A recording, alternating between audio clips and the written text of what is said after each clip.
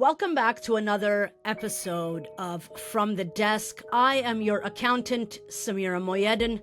Today I'm wearing pearls. It is my 50th birthday today, and I was not planning on covering anything. However, something big has happened, and I felt the need to come on here and talk to you.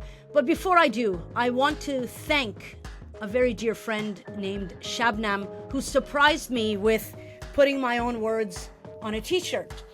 You can see that here. It says, Israel says is not journalism. Words to live by. To my fellow journalists, shout out to Shabnam. Thank you very much.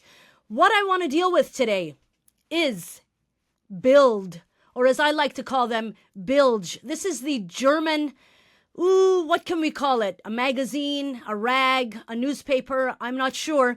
They have come out with what they call an investigative report showing that a specific journalist named Anas Zayed Eftiha, they allege that he was creating scenes of starvation and deprivation, and as they call it, Hamas propaganda.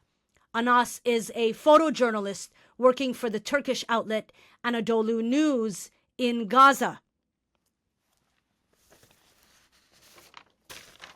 What have they uncovered? They've uncovered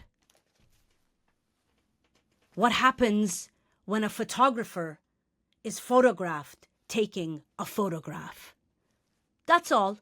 But that was enough for odious outlets, or whatever they want to call themselves, the most Orwellian named organization in the world, Honest Reporting, to come out and say it's all fake news.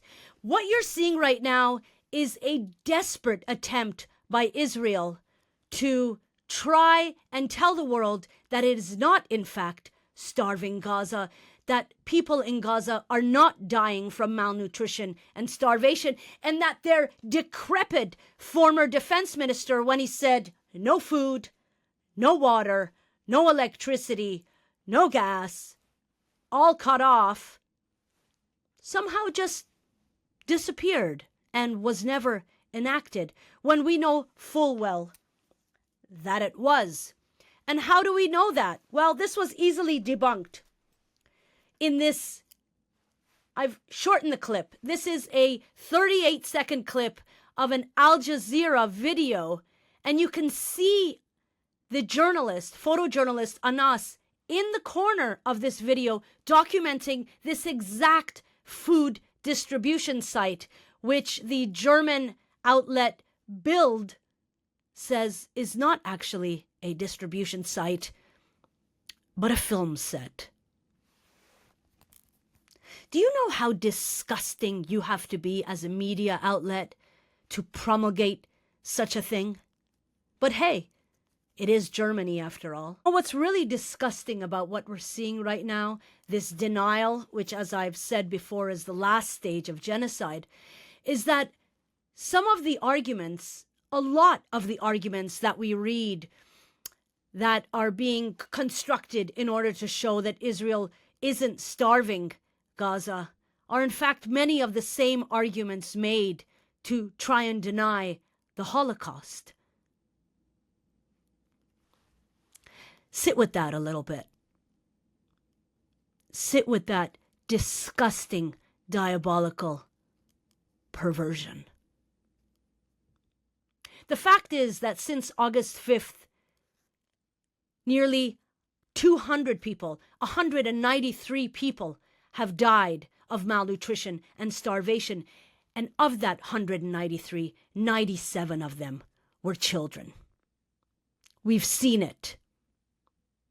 We've seen it in the palms of our hands. It doesn't matter what BILD says. It doesn't matter what Honest Reporting says. You and I have seen the atrocious scenes. We have also seen the settlers destroying the aid that is desperately needed in Gaza. It doesn't matter how much they deny.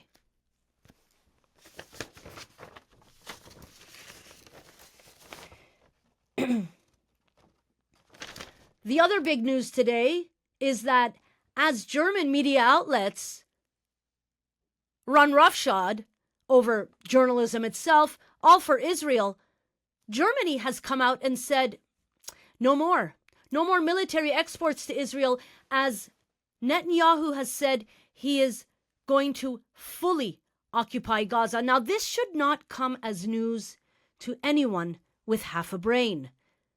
Remember, Israel had occupied Gaza fully from 1967 all the way to 2005, and then after 2005, orchestrated a 17-year siege and blockade from land, air, and sea, controlling what goes in and out, everything from chocolate to Palestinians. This was the plan all along, and the rest of the world, the international community, has just trotted along with Israel as it kept saying it's doing this. Now, Netanyahu is doing this for a number of reasons. A, to keep the genocide going, to avoid court, to avoid going to jail, and to keep his two maniacal ministers, those mendacious messianic marauders, happy. I'm referring to Smotrich and Ben Gvir.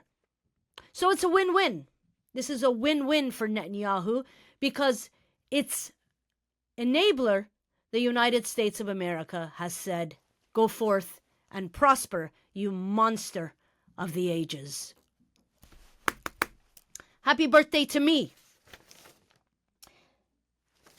This is all I wanted to come on here and say, and also to let you know that I am still working on the pinkwashing episode and hoping to bring it to you next week with an added bonus of Montreal Pride now re-allowing Sija to march in the parade.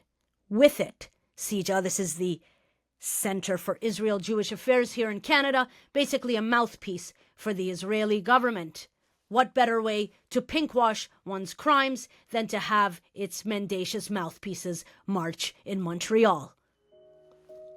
You don't want to miss this episode.